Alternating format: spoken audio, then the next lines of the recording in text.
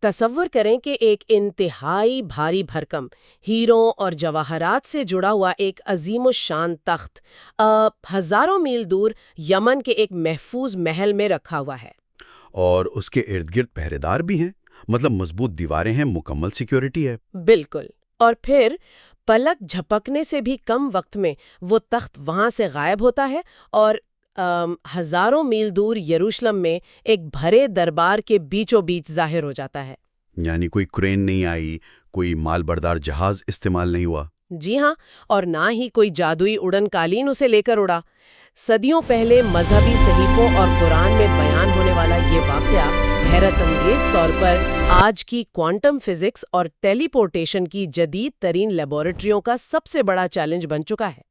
یہ واقعی ایک ایسا منظر ہے جو آپ کو پتہ ہے نا، انسانی عقل کو ساکت کر دیتا ہے، کیونکہ جب ہم اس واقعے کو صرف ایک تاریخی یا دیومالائی کہانی کے خانے سے نکال کر طبیعیات یعنی فزکس کے اصولوں پر پرکھتے ہیں نا، تو سب کچھ بدل جاتا ہے۔ 100%۔ یہ ان تمام بنیادوں کو ہلا کر رکھ دیتا ہے جن پر ہماری مادی دنیا کھڑی ہے۔ میرا مطلب ہے مادہ، وقت اور فاصلہ۔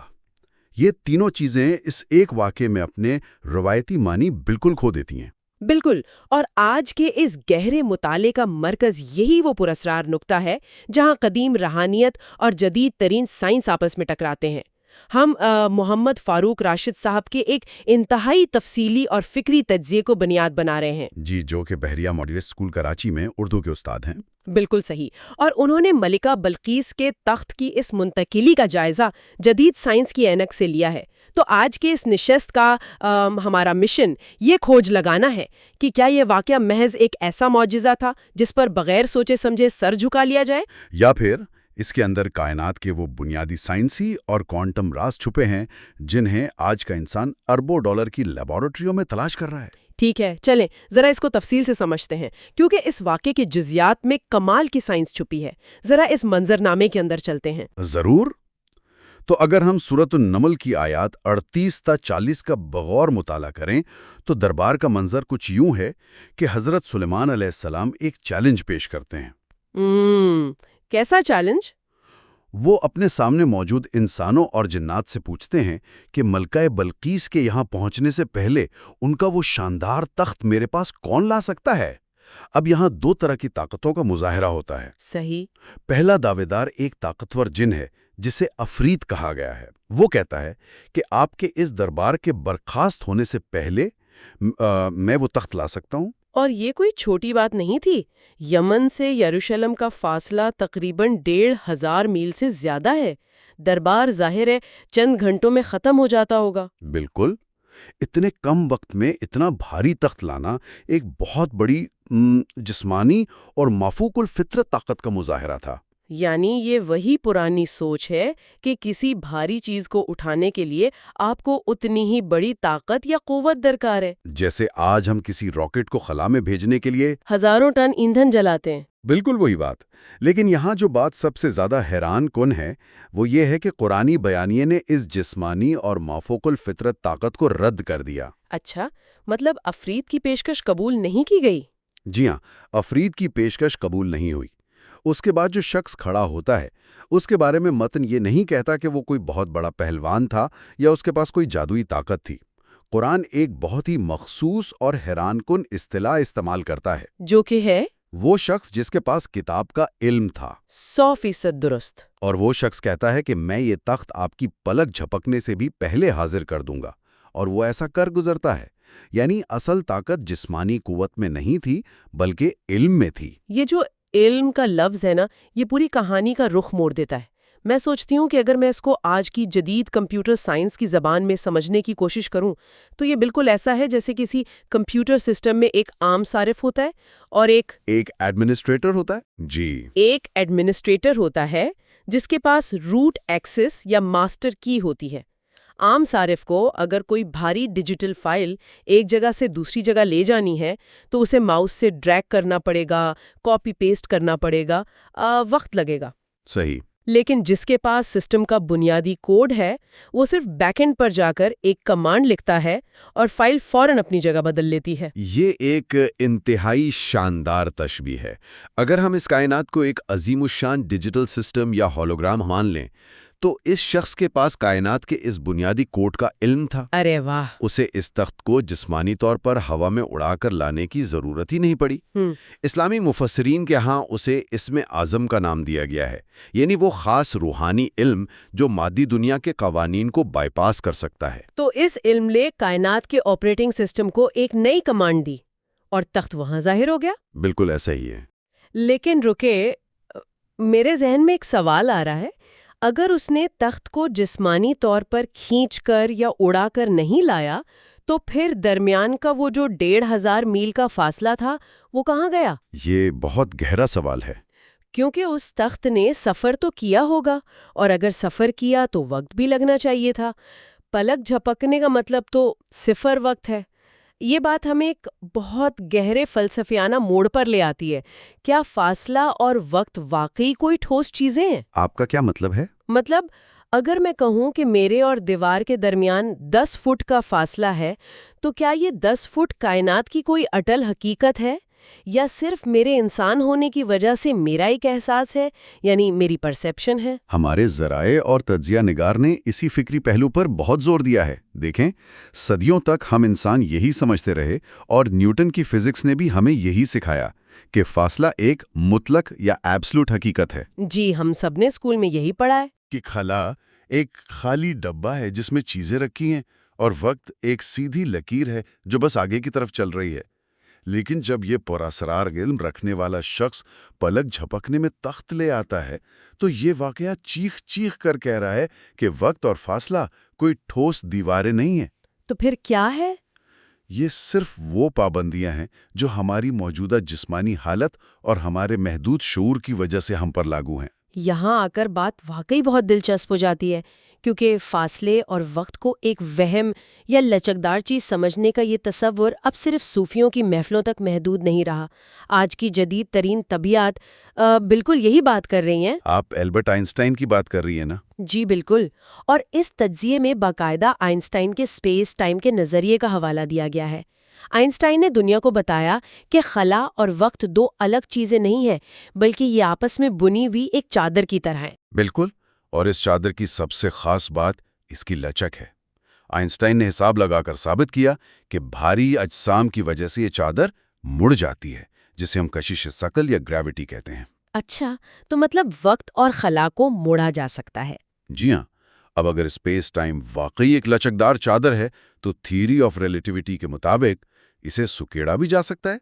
اگر آپ کے پاس وہ علم یا وہ کائناتی روٹ ایکسس موجود ہے تو آپ کو یمن سے یروشلم تک سفر کرنے کی ضرورت نہیں ہے۔ اس کو سمجھنے کے لیے سننے والے ذرا ایک کاغذ کا ٹکڑا تصور کریں۔ کاغذ کے ایک کونے پر نقطہ A ہے، یعنی یمن، اور دوسرے کونے پر نقطہ B ہے، یعنی یروشلم۔ بہترین مثال ہے۔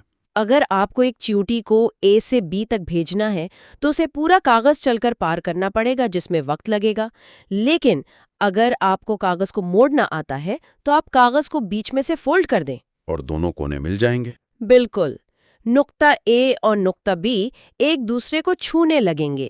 چیونٹی بغیر کوئی لمبا سفر کیے سیدھا B پر پہنچ جائے گی۔ کیا تخت کے ساتھ بھی ایسا ہی کچھ ہوا؟ کیا اس علم نے کائنات کے اس کاغذ کو فولڈ کر دیا تھا؟ سائنسی لحاظ سے یہ ایک بہت ہی مضبوط امکان ہے۔ جب کائنات کے فاصلے صفر ہو جائیں تو وقت بھی صفر ہو جاتا ہے۔ تخت نے خلا میں سفر نہیں کیا، بلکہ کائنات نے تخت کے ارد گرد خود کو سمیٹ لیا۔ کیا بات ہے! لیکن بات صرف یہاں ختم نہیں ہوتی۔ خلا کو مڑنے کے علاوہ اس واقعے کو سمجھنے کے لیے کوانٹم فزکس کا ایک اور بہت ہی پراسرار اور پیچیدہ نظریہ موجود ہے، جسے کوانٹم انٹینگلمنٹ کہتے ہیں۔ یہ تو فزکس کا وہ نظریہ ہے جس نے خود آئنسٹائن کو بھی پریشان کر دیا تھا، اور اس نے اسے فاصلے پر ہونے والا خوفناک عمل یا اسپوکی ایکشن ایٹ اے ڈسٹنس کہا تھا۔ جی ہاں، بالکل وہی۔ क्वांटम एंटेंगलमेंट बुनियादी तौर पर यह बताती है कि कायनात की सबसे छोटी सतह पर यानी एटम और उससे भी छोटे ज़र्रात की सतह पर चीज़ें एक दूसरे से इस तरह जुड़ सकती हैं कि उनके दरमियान फासला माने ही नहीं रखता। इसको थोड़ा मजीद आसान करेंगे? ज़रूर। अगर दो ज़र्रात आपस में एंटेंगल्ड या उलझ गए हैं तो आप एक ज़र्रे को ज़मीन पर रखें और दूसरे को कायनात के दूसरे सिरे पर ले जाएं। ठीक है। अगर आप ज़मीन वाले ज़र्रे के साथ कुछ करेंगे तो कायनात के दूसरे सिरे पर मौजूद ज़र्रा ऐन उसी लम्हे अपना रूप बदल लेगा। कोई सिग्नल नहीं गया, रोशनी की रफ्तार भी इस्तेमाल नहीं हुई, लेकिन असर फौरी हुआ। क्वांटम एंटेंगलमेंट को समझाने के लिए मैं अक्सर जादुई सिक्कों की मिसाल देती हूँ। जादुई सिक्का वो कैसे? तसव्वुर करें कि आपके पास दो जादुई सिक्के हैं। एक सिक्का हम कराची में उछालते हैं और दूसरा सिक्का न्यूयॉर्क में है। ठीक है। अब आमतौर पर दोनों सिक्कों का नतीजा अलग होना चाहिए ना, लेकिन अगर वो एंटेंगल्ड हैं तो जैसे ही कराची वाले सिक्के पर हेड्स आएगा, एन उसी लम्हे न्यूयॉर्क वाला सिक्का भी हेड्स दिखाएगा। गोया उनके दरमियान फासला मौजूद ही नहीं है। बहुत जबरदस्त मिसाल दी।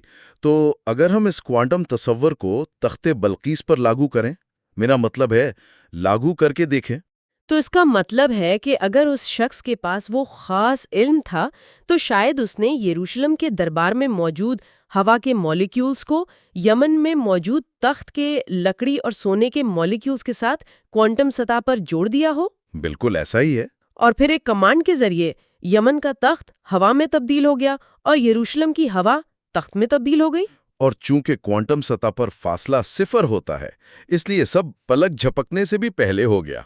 ये सोचकर ही रोंगटे खड़े हो जाते हैं हाँ। कि एक इंसान के पास सदियों पहले ऐसा इल्म मौजूद था। वाकई अगर हम इसे वसी तर कायनाती और साइंसी तनाजुर में देखें तो यहीं से इंसान के अंदर ये ख्वाहिश पैदा हुई कि अगर ज़र्रात ऐसा कर सकते हैं तो क्या हम किसी बड़ी चीज़ को, किसी इंसान को या किसी तख्त को आज की जदीद दुनिया में टेलीपोर्ट कर सकते हैं, जो कि साइंस फिक्शन फिल्मों में हम अक्सर देखते हैं। जी। और इस तज्जिए का सबसे दिलचस्प हिस्सा वो है जहां एल्बर्ट आइंस्टाइन की मशहूर ज़माना मसावात E=mc² पर बात की गई है। ये मसावात तो हम सब ने स्कूल की किताबों में देखी है। E=mc², यानी तवानाई यानी एनर्जी बराबर है कमियत यानी मास ज़र्ब रोशनी की रफ्तार का मुरब्बा। बिल्कुल सही। आसान अल्फाज में मादा और तवानाई एक ही चीज के दो मुख्तलिफ रूप हैं। आप मादे को पिघलाकर तवानाई बना सकते हैं और तवानाई को जमाकर मादा बना सकते हैं। लेकिन इस मसावात का टेलीपोर्टेशन से क्या ताल्लुक है? टेलीपोर्टेशन का पूरा तसव्वुर इसी मसावात पर खड़ा है। अगर आपको एक तख्त यमन से यरूशलेम टेलीपोर्ट करना है और आप खला को मोड़ने की बजाय इसे तवानाई के जरिए भेजना चाहते हैं, तो फिर क्या करना होगा? तो आपको पहले इस पूरे के पूरे ठोस तख्त को, उसकी लकड़ी, सोने, हीरों को मुकम्मल तौर पर तवानाई में तब्दील करना होगा। उसे खालिस रोशनी या डेटा की शक्ल देनी होगी। ओह अच्छा। फिर उस तवानाई को यरूशलेम भेजना होगा और वहां जाकर उस तवानाई को वापस उसी तरतीब से मादे में तब्दील करना होगा। जरा एक मिनट रुकें, मुझे यहाँ एक बहुत बड़ा मसला नजर आ रहा है। वो क्या? जब हम E=mc² की बात करते हैं तो रोशनी की रफ्तार का मुरब्बा एक बेतहाशा बड़ा नंबर है। इसका मतलब है कि अगर आप एक छोटे से पत्थर को भी मुकम्मल तौर पर तवानाई में तब्दील करें तो उससे एटम बम जितना धमाका हो सकता है। जी, हिरोशिमा का धमाका इसी उसूल पर था। बिल्कुल। तो अगर आप कई टन वजनी तख्त को तवानाई में तब्दील करेंगे तो वो तो एक हौलनाक एटमी धमाका होगा। यमन तो पूरा तबाह हो जाना चाहिए था। इस तवानाई को कंट्रोल कैसे किया गया? और यही वो मकाम है जहां आज के साइंस के हाथ पांव फूल जाते हैं। आज के साइंसदानों ने लेबोरेटरी के अंदर क्वांटम टेलीपोर्टेशन में कामयाबी हासिल कर ली है, लेकिन सिर्फ चंद फोटॉन्स या एटमों की हद तक, यानी बहुत ही छोटी सतह पर। जी। जब हम एक तख्त जैसे बड़े जिस्म की बात करते हैं तो सिर्फ तवानाई को कंट्रोल करना ही मसला नहीं है, बल्कि डेटा और इन्फॉर्मेशन का मसला इससे भी ज्यादा खौफनाक है। डेटा का मसला मतलब तख्त के अंदर मौजूद एटम्स की मालूमात? बिल्कुल। एक आम इंसान के जिस्म में या एक बड़े तख्त में अरबों खरबों नहीं, बल्कि उससे भी कई गुना ज्यादा एटम्स होते हैं। अगर आपको इसे टेलीपोर्ट करना है तो पहले आपको एक एक एटम की बिल्कुल दुरुस्त जगह और हालत को स्कैन करना होगा। باپ رے! پھر اس بے پناہ معلومات کو دوسری جگہ منتقل کرنا ہوگا۔ یہ ڈاٹا اتنا زیادہ ہے کہ اگر ہم دنیا بھر کے تمام سپر کمپیوٹرز اور تمام ہارڈ ڈرائیوز کو ملا بھی لینا تو بھی کافی نہیں ہوگا۔ تو بھی وہ ایک انسان یا ایک تخت کا ڈاٹا محفوظ نہیں کر سکتے۔ اور پھر اس ڈاٹا کو پڑھ کر ایک ایک ایٹم کو بالکل اسی ترتیب سے جوڑنا تاکہ سونا سونا ہی رہے اور لکڑی لکڑی ہی رہے، یہ آج کی فزکس کے لیے ایک ڈراؤنا خواب ہے۔ ذرا سی بھی غلطی ہوئی تو تخت راکھ کا ڈھیر بن جائے گا۔ ٹھیک ہے، یہاں میں آپ کی اور اس تجزیے کی بات کو ذرا روک کر ایک تنقیدی نقطہ اٹھانا چاہتی ہوں۔ ہم پچھلے 10-15 منٹ سے سپر کمپیوٹرز، ڈیٹا، ایٹمی دھماکوں اور لیبارٹوریوں کی بات کر رہے ہیں۔ ہم اس واقعے پر ماڈرن فزکس کو اپلائی کر رہے ہیں۔ جی ہم ایسا ہی کر رہے ہیں۔ لیکن ذرا ایمانداری سے بتائیں، قرآنی متن تو کسی بھی مشینری، تاروں یا ڈیٹا سکینرز کا ذکر نہیں کر رہا، وہ تو اسے خالصتاً ایک روحانی عمل اور کتاب کا علم کہہ رہا ہے۔ تو کیا ہم زبردستی آج کی سائنس کو اپنی ٹیکنالوجی کی محبت میں ایک قدیم معجزے پر فٹ کر کے خود کو دھوکہ تو نہیں دے رہے؟ کیا اسے جدید ٹیلی پورٹیشن کا نام دینا درست بھی ہے؟ یہ ایک انتہائی شاندار تنقید ہے، اور میں سمجھتا ہوں کہ ہر باشعور قاری کے ذہن میں یہ سوال آنا چاہیے۔ آپ بالکل ٹھیک کہہ رہی ہیں کہ وہ ہماری آج والی ٹیکنالوجیکل ٹیلیپورٹیشن ہرگز نہیں تھی۔ تو پھر کیا تھا؟ اور ہمارے زیر مطالعہ تجزیے میں اس فرق کو بہت واضح کیا گیا ہے۔ ہم جس سائنس کی بات کر رہے ہیں وہ مشینوں کی محتاج ہے، وہ ایک بھونڈا اور کچا طریقہ ہے کائنات کے قوانین کو استعمال کرنے کا۔ لیکن حضرت سلیمان علیہ السلام کے دربار میں جو کچھ ہوا وہ اس ٹیکنالوجی کی محتاجی سے پاک تھا۔ وہ خالص کائناتی قوانین پر مکمل دسترس یا ماسٹری تھی۔ یہ وہ جدید ٹیکنالوجی والی ٹیلی پورٹیشن نہیں تھی، کیونکہ اس میں مکمل کنٹرول اور فوری نتائج شامل تھے جو آج کی محدود سائنس کے پاس نہیں ہیں۔ تو مطلب آپ یہ کہہ رہے ہیں کہ جو کام آج ہم اربوں ڈالر کی مشینیں بنا کر زبردستی کائنات سے کروانے کی کوشش کر رہے ہیں، اس شخص نے وہ کام کائنات کی رضامندی اور اس کے بنیادی کوڈ کو سمجھ کر کیا۔ ٹول الگ تھا لیکن نتیجہ ایک ہی تھا۔ بالکل ایسا ہی ہے، لیکن یہ واقعہ انسان کو اسی سمت میں سوچنے اور تحقیق کرنے پر ضرور مجبور کرتا ہے۔ سائنس اور ٹیکنالوجی صرف کائنات کے قوانین کو دریافت کرتی ہے، لیکن جب علم الہی یا روحانی بصیرت شامل ہوتی ہے تو آپ کو ان قوانین سے لڑنا نہیں پڑتا، بلکہ وہ قوانین آپ کے تابع ہو جاتے ہیں۔ زبردست! آج کی سائنس صرف ذرات کو ٹیلی پورٹ کر کے خوش ہو رہی ہے، جبکہ وہاں ایک مکمل مادی اور پیچیدہ تخت کو بغیر کسی خرابی کے صفر وقت میں منتقل کیا گیا۔ یہ ہمیں بتاتا ہے کہ فزکس کے دائرے میں یہ کام ممکن ضرور ہے، لیکن اس کے لیے جو شعور اور علم درکار ہے وہ بھی ہماری لیبارٹریوں سے بہت دور ہے۔ یہ تو واقعی ذہن کے دریچے کھولنے والی بات ہے، اور جب ہم ان سائنسی حدود اور امکانات کو سمجھ لیتے ہیں تو ہماری گفتگو قدرتی طور پر ایک حتمی اور گہرے سوال کی طرف مڑتی ہے۔ وہ کیا؟ وہ یہ کہ آخر روحانیت اور سائنس، یا یوں کہہ لیں مذہب اور سائنس کے درمیان اصل رشتہ کیا ہے؟ ہم نے تو ہمیشہ یہی سنا ہے نا کہ یہ دونوں ایک دوسرے کے دشمن ہیں۔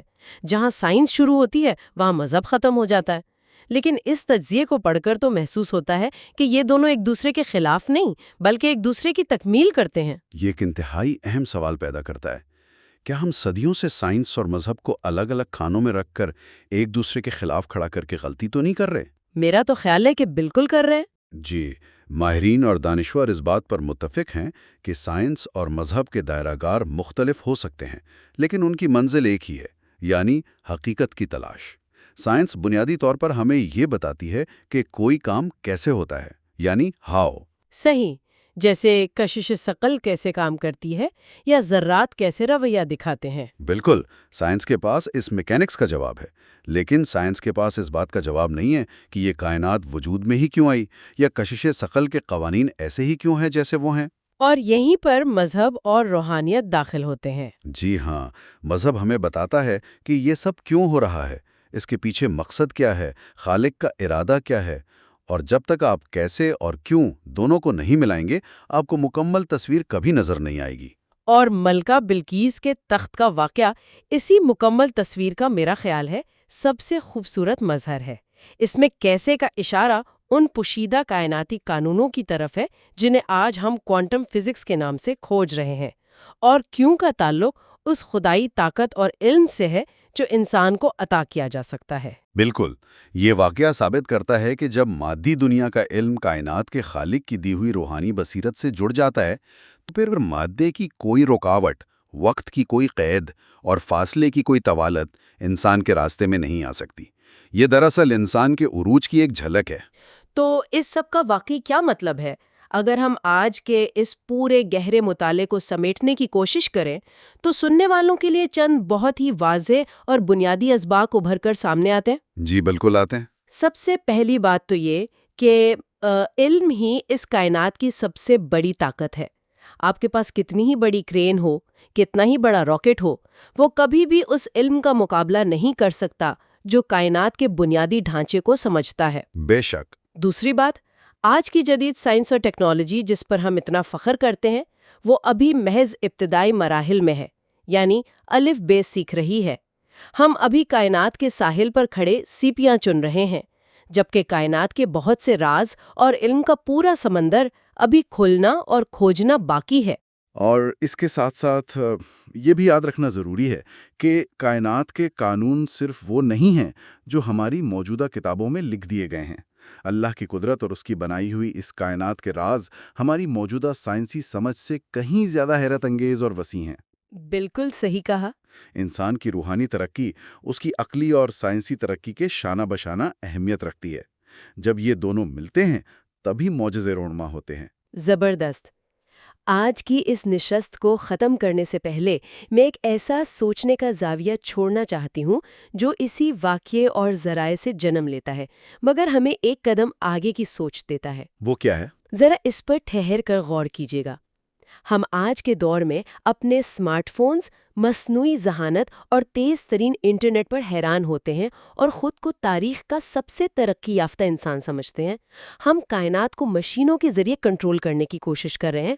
جی ایسا ہی ہے۔ لیکن اگر صدیوں پہلے بغیر کسی تار، بغیر کسی مائکروچپ اور بغیر کسی لیبارٹری کے محض ایک کتاب کے علم سے کائنات کے اصولوں کو پلک جھپکنے میں مات دی جا سکتی تھی، تو کیا آج انسان اپنی محدود ٹیکنالوجی پر فخر کرتے ہوئے انسانی ذہن اور روحانیت کی کن پوشیدہ صلاحیتوں کو نظر انداز کر رہا ہے؟